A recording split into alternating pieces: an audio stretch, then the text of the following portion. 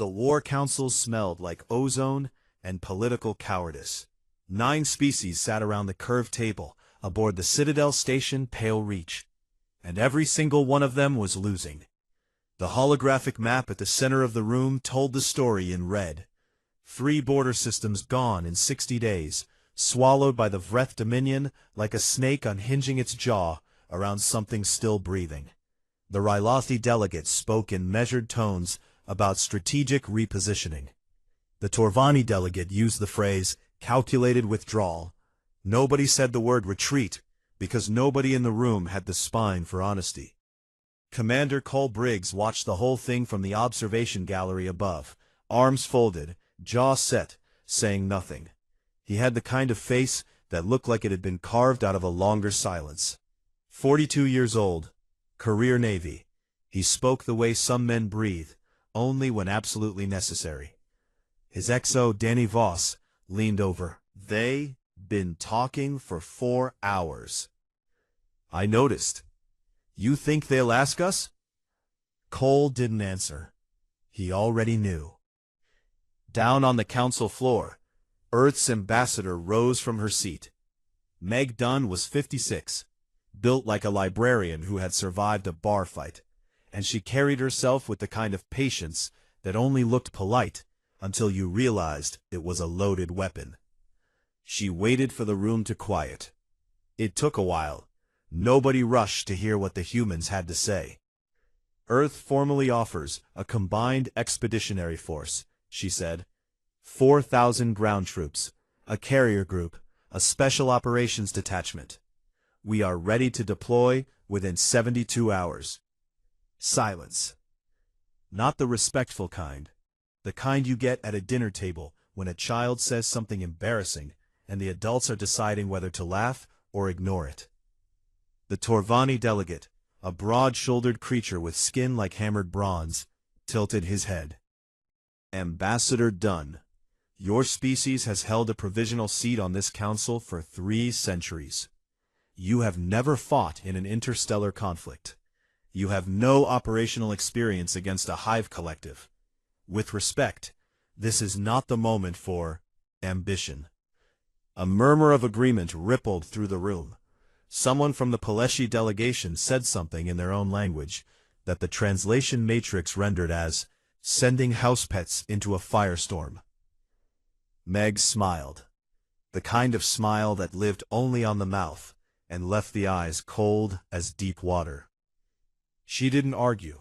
She placed the deployment order on the table, gave a small nod, and sat down. Cole watched from above. Danny leaned over again. She's good. She's from Boston, Cole said, like that explained everything. It did. 3 days later, the carrier Blackjack Run dropped out of faster-than-light travel at the edge of Concord-controlled space and announced itself with all the subtlety of a dropped toolbox. The ship was functional, angular, and ugly in the way that only human engineering could manage. Built to survive, not to impress. The Rylothi escort vessels flanking it looked like swans babysitting a cement truck. Concord Liaison Officer Varric Sontai came aboard within the hour. He was Rylothi, tall, angular, with skin the color of pale silver, and eyes that processed everything like a camera shutter. He had been assigned to observe the human contingent, report on their capabilities, and, if Cole was reading between the lines correctly, document their inevitable failure, so the Concord could say they gave the humans a fair chance. Varric walked through the ship like a health inspector touring a restaurant he already planned to shut down. The corridors were too narrow, the lighting was too harsh, the soldiers were too loud. A group of them were clustered around a screen in the mess hall, watching something they called a hype reel, which appeared to be footage of combat set to music with a heavy bass line. One soldier was doing push-ups in the hallway for no reason Varric could identify. He passed the armory. A woman with sergeant stripes was cleaning her rifle and singing under her breath. A young man next to her was talking non-stop about the structural integrity of field bridges, while she ignored him completely. Varric made notes. He found Cole on the bridge, standing in front of a tactical display that showed the Vreth advance in real time. Cole didn't turn around. "Liaison Officer Son Tai," Cole said. "Welcome aboard. Commander Briggs, I've completed my initial assessment of your vessel and personnel." "And?" Varric paused. Diplomacy was a Rylothi art form, but honesty was faster. "Your troops are emotionally undisciplined. Your pre-combat rituals appear to involve recreational aggression. Your ship is functional." "Functional," Cole repeated, like he was tasting the word. "That's generous." Varric submitted his first report to Concord High Command that evening. It was thorough, clinical, and exactly what the Council expected to hear. The final line read, "Emotionally undisciplined, tactically untested. Recommend observation roll only." Cole read a copy of the report an hour after it was filed. Human intelligence was not subtle, but it was fast. He set the datapad down, looked at Danny, and said, "Good. Let them think that." Danny grinned. "You love being underestimated. I love winning. The underestimation is just a head start." 2 days later, the Vreth broke through the Concord defensive line at the Soma Relay. 2 days ahead of every projection. 2 days before the nearest Elder fleet could reposition. The Vreth poured through the gap like water through a cracked dam. And on the other side was Soma 3. An agricultural world, 60 million civilians, no meaningful military presence. Varric brought the news to Cole personally. He expected urgency, panic maybe. He had prepared a list of recommended Concord protocols, estimated response timelines, and a careful explanation of why the humans should remain in a support capacity until the Elder fleets arrived. Cole checked his watch. Not a dramatic gesture, not a performance. He checked it the way a man checks the time before leaving for work. "How long till contact?" he asked. Varric told him. Cole nodded once, a single dip of the chin, like a period at the end of the sentence. "Wake everybody up." The Blackjack run changed heading within the hour. 4,000 humans moved toward the Soma Relay, while 9 Elder species were still arguing about the seating chart. Varric stood on the bridge and watched the stars shift in the viewport, and tried to name the feeling settling into his chest. He couldn't. It was unfamiliar. It was something like dread, but turned sideways. He filed it away, and told himself it was indigestion. It was not indigestion. The drop pods hit the atmosphere of Soma 3 like a handful of burning coins thrown at the ground. Concord Protocol said ground deployment required a 48-hour staging period. Orbital mapping, supply chain confirmation, risk modeling, 3 rounds of approval from species-specific command structures. The humans skipped all of it. 4 hours after the Blackjack run arrived in system, boots were on dirt. Equipment half-loaded. Battle plans drawn on the drop itself, sketched on datapads while the pods shook and rattled, and the air tasted like hot metal and recycled fear. Sergeant Lucy Tran landed in the northern agricultural belt with her platoon tucked around her like a fist. 29 years old, 3rd-generation military. She had her mother's jaw, her father's bad knees, and a sense of humor so dark it could absorb light. She hit the ground, rolled, checked her weapon, checked her people, and said, "All right. Somebody tell me where the bugs are so I can ruin their day." Corporal Eli Marsh landed 6 meters to her left, tangled in his own harness, already talking. He was 24, a combat engineer, and he talked the way other people breathed, constantly, reflexively, and with no apparent awareness that he was doing it. "The soil composition here is actually really interesting, Sarge. It's a silicate-calcium blend that would be great for foundations, but terrible for trenching, which is going to be a problem because I'm pretty sure we're going to need trenches." "Eli?" "Yeah, shut up and dig." He dug. The Vreth hit them within the hour. Lucy had read the briefing files, insectoid, fast, coordinated through a localized hive mind that let them move as a single organism across a battlefield. Every engagement report from Concord forces said the same thing. The Vreth moved like a flood. They didn't fight battles, they occupied space. One moment, the ground ahead was empty.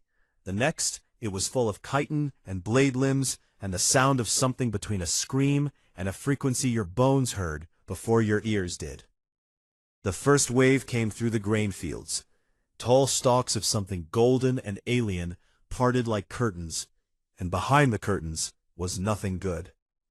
Lucy's platoon opened fire. The noise was enormous.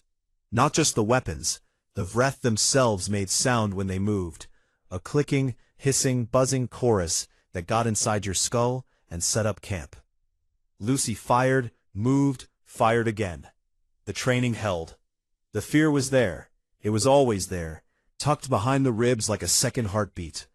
But the training sat on top of it like a lid on a pot. Eli took a round through the shoulder 14 minutes into the engagement.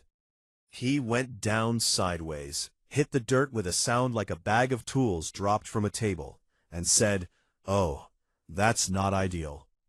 Lucy grabbed him by the vest and dragged him behind a grain silo. The silo was made of something smooth and gray, and it smelled like burned sugar. She tore open a field kit and started patching the wound, while rounds sparked off the other side of their cover. "How's it look?"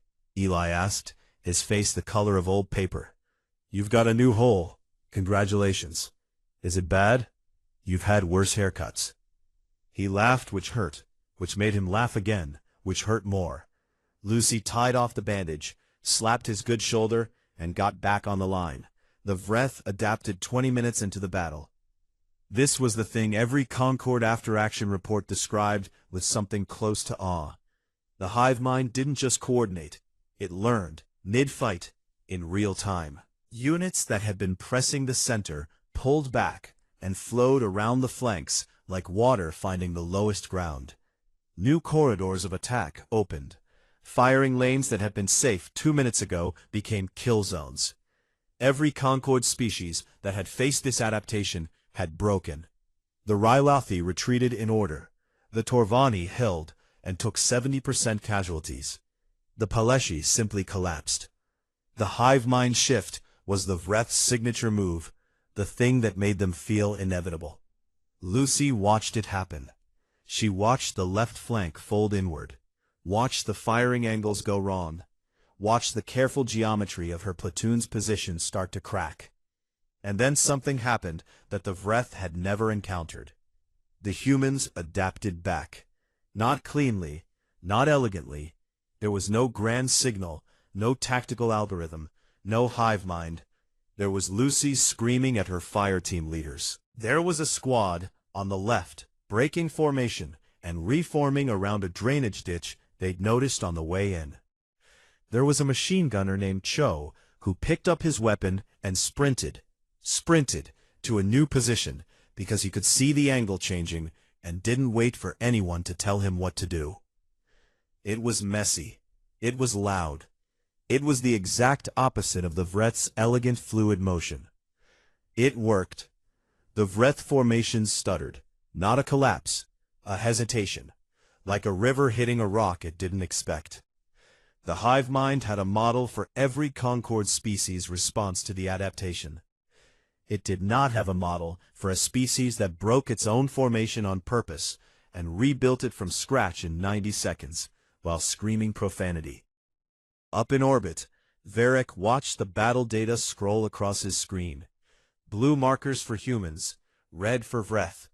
The blue markers were taking losses, more losses than any Concord commander would accept. He waited for the retreat order. It didn't come. Instead, Cole pushed reinforcements forward. Fresh squads dropping into the hot zone, filling the gaps, thickening the line.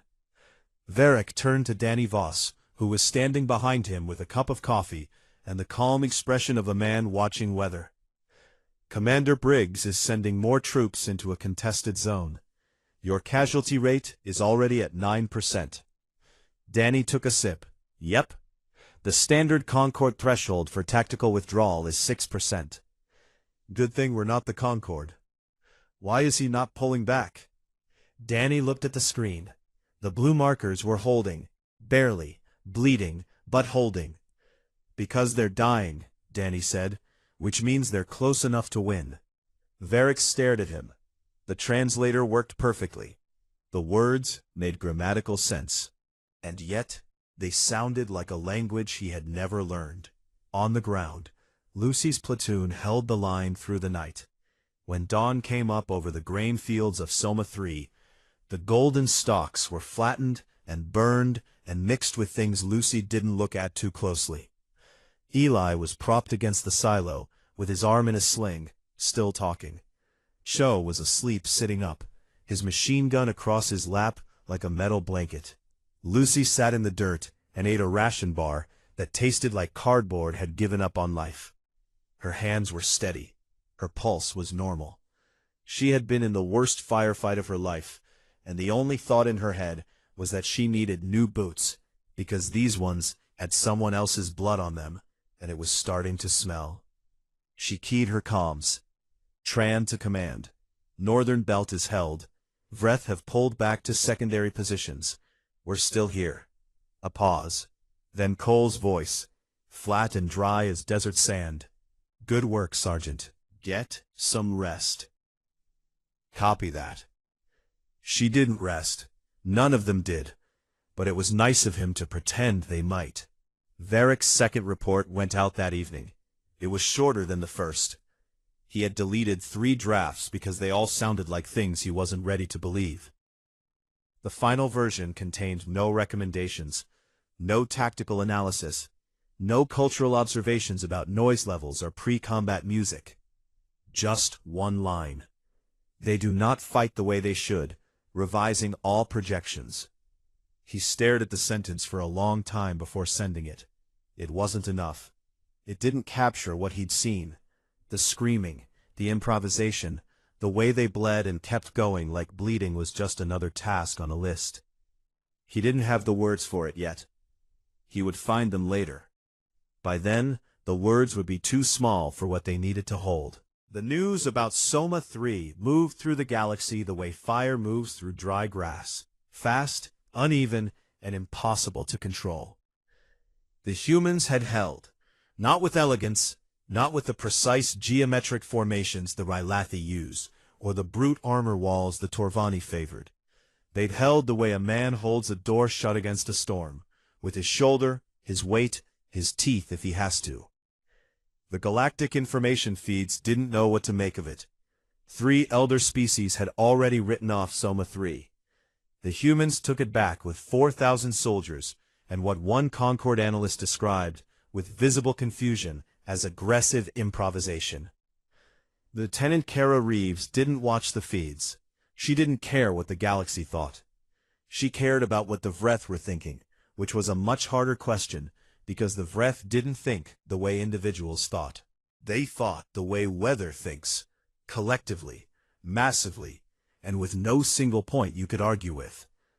Kara was 34, naval intelligence. She had a face that gave away nothing, and eyes that were always 2 conversations ahead of her mouth. She'd spent 3 weeks running signals analysis on the Vreth hive mind, and she'd found something buried in the data that the Concorde's best analysts had missed. Not because they were stupid, because they were thinking like individuals, and the Vreth were not individuals. She presented her findings to Cole in his office, which was a gray room with a desk, a chair, and absolutely no personal effects. The man decorated the way he talked, at the bare minimum required for function. The hive mind isn't just a communication system, she said. She pulled up a waveform on her datapad, dense, layered, pulsing with rhythms that looked almost biological. Every Vreth soldier shares sensory input with the collective. Sight, sound, touch. Cole looked at the waveform. Pain? Pain. Kara nodded. When a Vreth soldier dies, the entire local network feels it. Not as data, as experience. They feel the death. Every single one of them. Cole leaned back. The chair didn't creak because nothing on this ship was allowed to make unnecessary noise. That's why they've never lost before. Every species they've fought, when the casualties hit a threshold, the enemy breaks. The Vreth just keep absorbing it because the collective distributes the cost. That's the standard reading, but I think the standard reading is wrong. Kara's mouth did the thing it always did before she delivered bad news. A small, precise smile that meant she was about to rearrange someone's understanding of the situation. The distribution isn't free. It costs them. Every death is a wound to the whole system. They've just never fought a species that made the cost high enough to matter. She let that sit. Until us, Cole said. Until us. Every time we take a hit and don't stop, the hive mind has to process something it has no framework for. A species that absorbs casualties the way they do, individually, painfully, without the luxury of distributing it, and keeps fighting. We don't share the pain. We carry it alone, and we keep going anyway. Cole was quiet for a long time. In the silence, you could hear the ship breathing, the low hum of systems keeping 4,000 humans alive in the emptiness between stars. What does that mean strategically? He asked. The smile again. It means our stubbornness is a weapon. Every soldier we lose, and every soldier who keeps fighting after the loss, the hive mind has to reconcile that. We break their model, just by being what we are. Cole filed the information the way he filed everything, quietly, completely, and with the intention of using it at the worst possible moment for the enemy. 2 days later, Nate Harlow got his orders. Nate was 38, Spec Ops team lead, and built with the kind of dense, functional muscle that said he'd spent his life carrying heavy things over long distances. Equipment, wounded soldiers, the weight of decisions that couldn't be taken back. He had a face that looked kind until you noticed the eyes, which were the eyes of a man who had already done the math on every room he walked into and knew where the exits were. His team was 6 people. The mission was the destruction of a Vreth relay node, a nexus point where the local hive mind concentrated its coordination signals for the entire Soma 3 theater. Take out the node, and every Vreth unit on the planet would lose its connection to the collective for a window of time. How long depended on how fast the hive mind could reroute. Kara estimated 11 minutes. 11 minutes of an army operating without its brain. The Concord would have sent 600 soldiers for this mission, a full battalion with armor support and orbital cover. Nate had 6 people, and a bag of explosives that his demolition specialist, a woman named Kit Faulkner, referred to as the good stuff. They inserted behind Vreth lines at night, dropped from a shuttle that never slowed down, hit the ground running, and disappeared into the dark terrain like water into sand. The relay node was buried in a canyon system 3 kilometers behind the front line. The Vreth didn't guard it heavily because no Concord species had ever attempted a deep penetration strike this small. Their strategic models didn't account for it. 6 soldiers wasn't an assault force. 6 soldiers was a rounding error. Nate's team moved through Vreth-occupied territory for 9 hours. They moved on foot. They moved quiet. When they couldn't move quiet, they moved fast. When they couldn't move fast, they stayed still and breathed so slowly that their heart rates dropped to numbers that would concern a doctor. They reached the canyon at dawn. The relay node was a structure of dark organic material, pulsing faintly, like a heart made of architecture. It sat at the bottom of the canyon, surrounded by a thin perimeter of Vreth sentries. 12, maybe 15. 15 to 6, whispered Kit, lying on her stomach at the canyon rim. I like those odds. No, you don't, Nate said. No, I don't, but I like them better than going home and explaining why we didn't try. They went in fast and close. The Vreth sentries were built for coordinated response. They fought beautifully when the hive mind could orchestrate them. In a close-quarters ambush with no warning and no time to coordinate, they died like anything else. Nate's team cleared the perimeter in 2 minutes, took 1 casualty, a graze across the ribs of a man named Sam Porto, who swore so creatively that Kit told him to write it down so she could use it later. Kit set the charges. 30 seconds of careful placement that looked careless to anyone who didn't understand that demolitions was an art form disguised as destruction. The relay node came apart in a column of white fire, and the world changed. On the front line, 3 kilometers away, the Vreth stopped. Not a retreat, not a tactical pause. They stopped the way a puppet stops when you cut the strings. For 11 minutes, the hive mind that coordinated every movement, every flanking maneuver, every elegant adaptation, went silent. Lucy Tran didn't know why the Vreth had frozen. She didn't need to know. She keyed her comms, said 2 words, "Push now," and her platoon moved forward. In those 11 minutes, the human ground forces advanced more ground than they had in the previous 3 days combined. They moved through Vreth positions that had been unbreakable an hour ago. They moved through the gaps that appear when a species built on unity is forced to stand alone. When the hive mind reconnected, the Vreth found themselves in positions they no longer controlled, fighting an enemy that had rearranged the entire battlefield while they were blind. Up in orbit, Varric watched the tactical display and said nothing.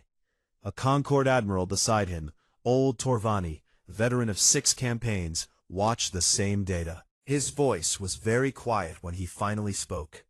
"How long have the humans been capable of this?" His aide checked the records, cross-referenced the species file, pulled the cultural and military history that the Concord had archived when humanity was granted provisional membership 300 years ago. "Their species has been fighting wars among themselves for approximately 10,000 years, sir." The room went still. 9 officers from 4 species stood in that stillness and felt it settle into them. The understanding that the species they'd been tolerating, humoring, condescending to for 3 centuries had been sharpening itself against its own bones since before any of their civilizations had achieved spaceflight. The admiral closed the file. He didn't say anything else. There was nothing to say that the silence didn't say better. Varric Sontai had spent his entire career studying species. He had written 11 published papers on interspecies behavioral dynamics, been cited by the Concord Academy of Xenological Studies 4 times, and once delivered a lecture to 600 Rylothi scholars on the subject of predictive modeling of lesser species combat response. That lecture now embarrassed him in a way he could feel physically, like a bruise under the skin that ached when he moved wrong. He was no longer on the Blackjack Runs Bridge. He was on the ground. Kellis Station, orbital tethered city, 12 million civilians, the last defensive point before the Concord's core worlds. The Vreth had launched a massive counteroffensive across 3 systems, and Kellis was where the line either held or didn't. Cole had assigned the humans to the western sector, the side intelligence said would take the hardest hit. The Concord's elder forces held the east. Varric had requested ground assignment. No one had asked him to. No one expected a Rylothi liaison officer to stand in the dirt.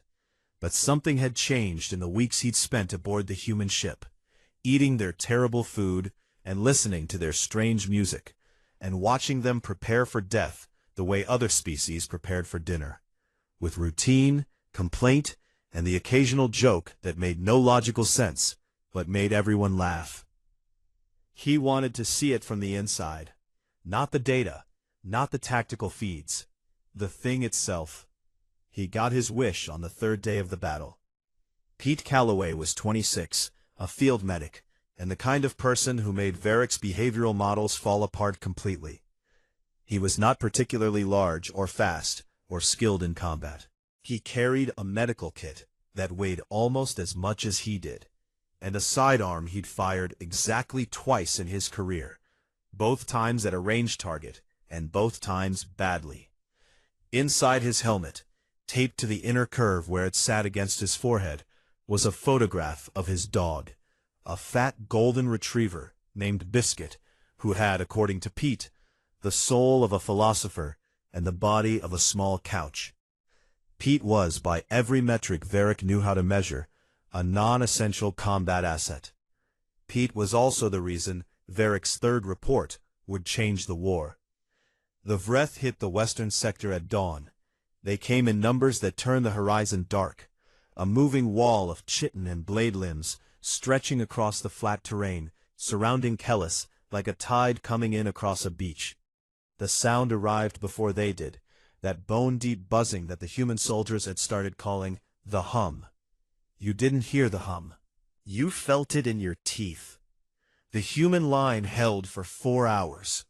Then the Vreth punched through a section near the southern edge, and the line became a suggestion instead of a fact. Units scattered. Communications broke down. The organized defense became something messier. Pockets of soldiers fighting in isolation, cut off from each other, cut off from command. Varric was with a squad in the central block when Pete Calloway ran past them toward the breach, toward the sound of the hum and the screaming and the particular noise a Vreth blade limb makes when it hits body armor. "Calloway," someone shouted, "wrong direction." Pete didn't stop. He disappeared into the dust and the noise, and Varric watched him go with the bewildered expression of a man watching someone walk calmly into a fire. Pete came back 4 minutes later, dragging a wounded soldier by the vest. The soldier was conscious, bleeding from the leg, swearing in a continuous stream that had a certain poetry to it. Pete pulled him behind cover, patched the wound, squeezed his shoulder, and ran back out. He did it again. The second time, the soldier he brought back was unconscious. Pete checked vitals, stabilized the bleeding, flagged the position for evacuation, and stood up. He did it a third time. The third time a Vreth round caught him in the leg. Not a clean hit, the kind that tears through the muscle and leaves everything else technically functional, but screaming. Pete went down. He stayed down for 3 seconds. Then he grabbed the wounded soldier he'd come for, looped the man's arm over his own shoulder, and dragged them both back to cover on one good leg, and what Varric could only describe as pure, irrational refusal to stop. Varric watched all of this. He had stopped taking notes. His datapad hung at his side, forgotten. He was watching something that his entire education told him should not exist. A species that expended more energy protecting its wounded than it spent on offensive combat. A medic who ran into fire, not because he was ordered to, not because it was strategically sound, but because someone was hurt and he could not physically make himself leave them there. It was inefficient. It was tactically insane. It was the most extraordinary thing Varric had ever seen. The western line broke at midday. For 40 minutes, the human defensive position did not exist as a line. It existed as fragments, fire teams, pairs, individual soldiers fighting alone in the rubble of a city that was coming apart around them. No communication, no coordination, no orders from command, because command couldn't reach them through the interference and the dust and the chaos. Every model Varric had ever studied said this was the end. A fragmented force without communication or command structure was a defeated force. The mathematics were settled. The outcome was determined. The humans had not read the mathematics. It started in small ways. A fire team on the left found a fire team in the center. They merged. A sniper on a rooftop started calling out Vreth positions to anyone who could hear, and 3 separate squads adjusted their movement based on her voice alone. A sergeant, whose name Varric never learned, stood on top of a burned-out vehicle and started directing traffic like he was managing an intersection instead of a battle, waving squads into position with hand signals that shouldn't have worked at that distance, but did because the humans were looking for each other. They were always looking for each other. The line reformed, ragged, bloody, full of holes, but continuous.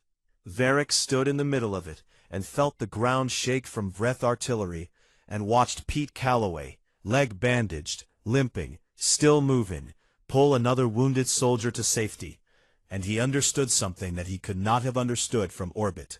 Not from data, not from reports, only from standing in the dirt with them while the world fell apart. These humans did not fight as a military. They fought as a family. The bonds holding their line together were not tactical, and not strategic, and not rational. They were emotional. Every soldier on that line was fighting for the person beside them. Not the objective, not the city, not the 12 million civilians behind them. The person, the individual face and voice and name next to them in the smoke. And because of that, because each of them was fighting for something small and close and personal, the sum of all those small fights was something enormous. Something the Vreth hive mind, for all its collective intelligence, could not understand. The hive fought as one. The humans fought as many, for each other, and the result was the same unity without any of the fragility. The Vreth pulled back from Kellis at sunset. First voluntary retreat in the history of the war. That night, Varric sat in a corner of a destroyed building and wrote his third report by the light of a chemical flare. His hands were dirty. There was dust in his hair. He had fired a weapon for the first time in his life that afternoon, picking up a fallen soldier's rifle and shooting at a Vreth that had breached their cover. He'd missed. Pete had patted him on the back and said, "Good effort, big guy." The report opened with a sentence he wrote without thinking, and then could not bring himself to change. "I have been wrong about the humans in every way that matters."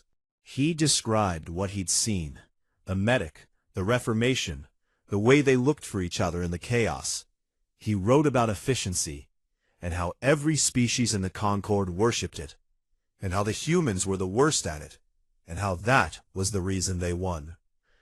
The line that went viral across the galactic feeds, the line that was translated into 400 languages and quoted in 17 parliaments, and carved into the stone of memorials that hadn't been built yet, was this: they are not reckless. They simply love each other more than they fear death. On the Blackjack Run, Cole Briggs read the report. For the first time in the entire war, he laughed. A real one. Short, quiet, but real. Danny looked over. "What?" Cole shook his head. "The Rylothi finally figured us out. Took him long enough. Took all of them long enough." Cole looked at the viewport, where the stars hung cold and indifferent and impossibly far away. 300 years of provisional membership. 300 years of being the galaxy's joke. And all it took was one guy standing in the dirt with us to see what we actually are. Danny waited. Cole didn't finish the thought. He didn't need to. The stars said it for him, that humans were small and brief and breakable, and none of that mattered even a little bit when they decided something was worth fighting for. 3 months after Kellis, the galaxy looked different. Not the stars. The stars were the same cold points of light they'd always been, indifferent to the politics of the species that lived beneath them. But the maps had changed. The Vreth advance had stalled for the first time in the Dominion's history, stopped not by a superior force, but by a force that refused to behave the way superior forces were supposed to behave. The front line stabilized. Concord fleets, using human tactics, human stubbornness, and a new understanding of the Vreth hive mind's vulnerabilities, had pushed back in 3 sectors. And then Admiral Tess Whitley arrived. The Second Fleet dropped out of faster-than-light travel at the edge of Concord space on a Tuesday morning, and every species with a sensor array pointed in that direction went very, very quiet. Tess Whitley was 50, sharp-featured, with silver hair she kept short, and eyes that had seen enough to stop being surprised by anything except stupidity. She had commanded Earth's home defense fleet for 6 years, and during those 6 years she had been quietly, patiently, without fanfare or announcement, building something the galaxy did not know existed. The Second Fleet was not 4,000 troops and a carrier group. The Second Fleet was 40 warships, 18,000 ground forces, and an orbital weapons platform that the Concorde's technical analysts would spend the next decade trying to understand. The Rylothi delegation watched the fleet arrive. Nobody called it quaint. The Torvani admiral, who had asked how long humans had been capable of fighting, stood on his bridge and counted the ships as they appeared on his display, one after another after another. And when he reached 40, he sat down heavily and said a word in his own language that the translation matrix could not render, but that meant, approximately, "We have been asleep." Cole Briggs met Tess on the Blackjack Run's hangar deck. She stepped off the shuttle, looked around at the ship that had started the whole thing, and said, "You look tired, Commander." "I am tired, Admiral." "Good. Tired people don't make stupid mistakes. They've already made them all." Her grip was dry and firm, and carried the weight of a woman who had waited a very long time for this moment. "Show me the plan." The plan was this: a joint Concorde human assault on the Vreth Forward Command Nexus. Not a relay node, the central nexus, the brain of the entire invasion corridor. A structure buried in the crust of a dead moon at the heart of Vreth-occupied space, protected by the largest concentration of Vreth forces in the war. Destroy it, and the Dominion would lose coordination across 4 systems simultaneously. The hive mind would survive. It was too distributed to kill with a single strike. But it would be blind and deaf and screaming for long enough to break the invasion permanently.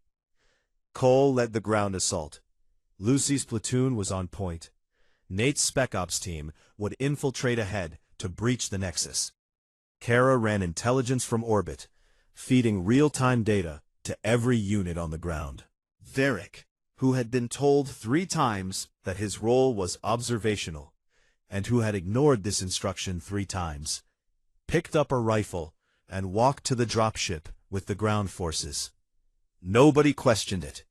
The soldiers around him nodded. One of them, Eli Marsh, shoulders still stiff, mouth still running, clapped him on the back and said, "Welcome to the family, big man." Varric did not know what to say to that, so he said nothing, which turned out to be the right answer. The battle for the dead moon had no name. Later, historians would call it the Battle of the Threshold, but the soldiers who fought it called it nothing, because they were too busy fighting to name things. The Vreth defended the Nexus with everything they had. The ground around the moon's surface was a killing field, open terrain, no cover, and Vreth units so dense they looked like the ground itself was moving.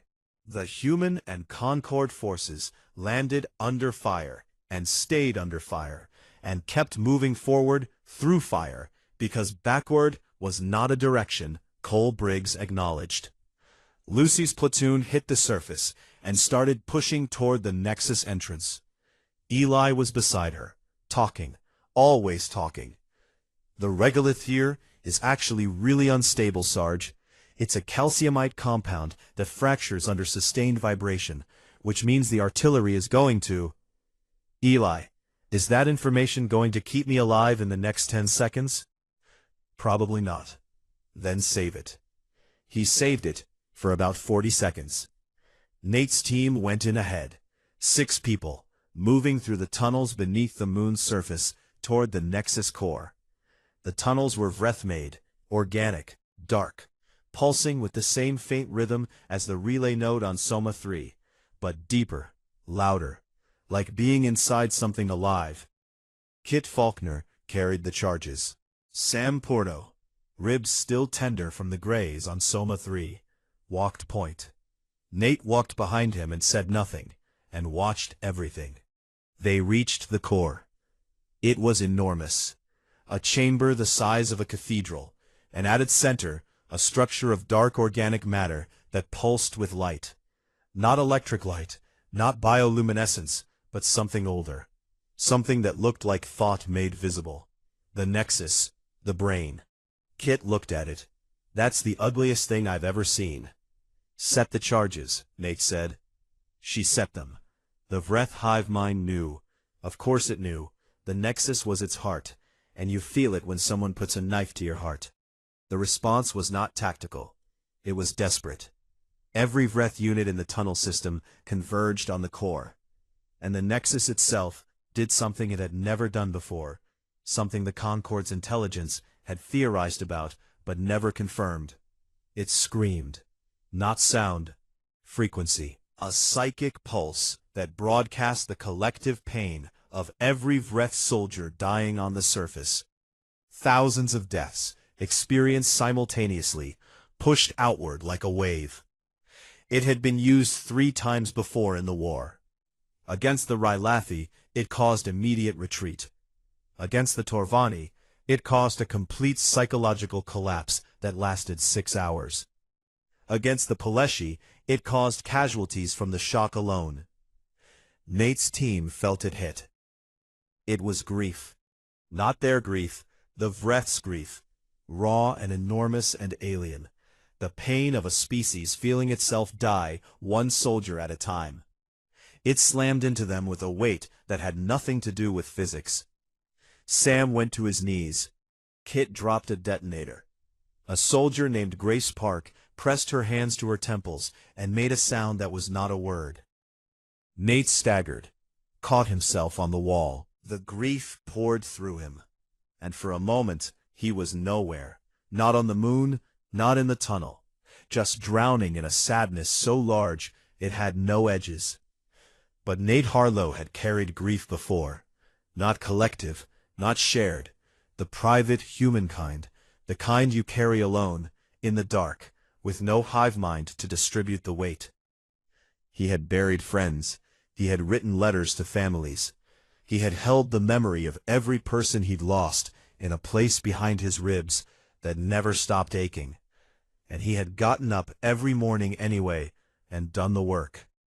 The Vreth grief was enormous, but it was shared. Human grief was smaller, but you carried it alone, and that, it turned out, made you stronger. Nate stood up. His team stood up. Grace wiped her face, picked up her weapon. Sam got off his knees. Kit found the detonator. "Blow it," Nate said. Kit blew it. The Nexus came apart in a pillar of white fire that rose through the moon's crust and was visible from orbit. A single bright wound in the dead gray surface. On Kara's tactical display, the red markers, Vreth units across 4 systems, went still, then scattered, then broke. The Vreth invasion collapsed. Not slowly, not in stages. It collapsed the way a building collapses when you remove the single beam holding everything up. All at once, all together, with a sound you felt more than heard. Nate's team didn't make it out clean. The tunnel system was collapsing, and the Vreth in the corridors were dying, but still dangerous. Disconnected from the hive, fighting on reflex, on animal instinct. Nate put himself at the rear of his team and held the corridor while they moved toward extraction. He held it the way he'd held everything in his life, with his body, with his stubbornness, with the quiet understanding that some doors only stay shut if someone stands in front of them. Kit was the last one to hear his voice on the comms. "Keep moving. Don't stop." She didn't stop. None of them did. The shuttle lifted off with 5 of the 6. 6 months later, a memorial was held on Pale Reach, the same station where Meg Dunn had placed a deployment order on a table and smiled her cold Boston smile.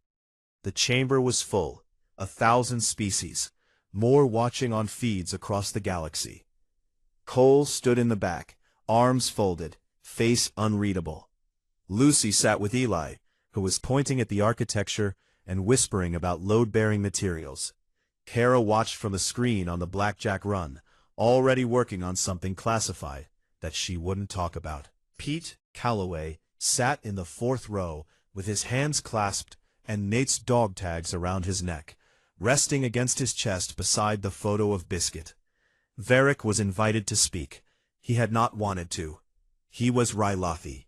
His species expressed important things through silence, through the weight of words withheld.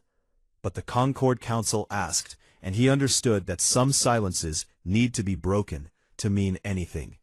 He stood before the assembly, tall, silver-skinned, changed in ways that didn't show on the surface, but had rearranged everything underneath. He said one thing. They told us humans were fragile. They were right. Fragile things fight the hardest, because they know what it costs to break. He stepped down. The chamber was quiet. Not the dismissive quiet of that first council meeting when Meg Dunn offered 4,000 soldiers, and the room treated it like a child's drawing. This quiet was the kind that happens when a room full of people hear something true and need a moment to let it settle into their bones. Somewhere in the Concord archives, a clerk updated a file. Under the species entry for Homo sapiens, the classification line changed. Provisional member was deleted. Full strategic partner was entered. Below the official entry, someone added an annotation in small text. It was unofficial. It was not formatted correctly. It violated 6 Concord documentation standards. Nobody removed it. It read, "Do not underestimate." On the memorial wall, among the names of the dead from every species that had fought and bled and held the line, Nate Harlow's name sat in a row of human names that were ordinary and short and looked no different from any other names on the wall. There was nothing next to them that explained what they had done. No footnotes, no context. Just names, carved in stone, in a station that floated in the dark between stars. Pete touched the dog tags at his chest. Eli finally stopped talking. Lucy looked at the wall and said nothing, because some things don't fit in words, and the silence says them better.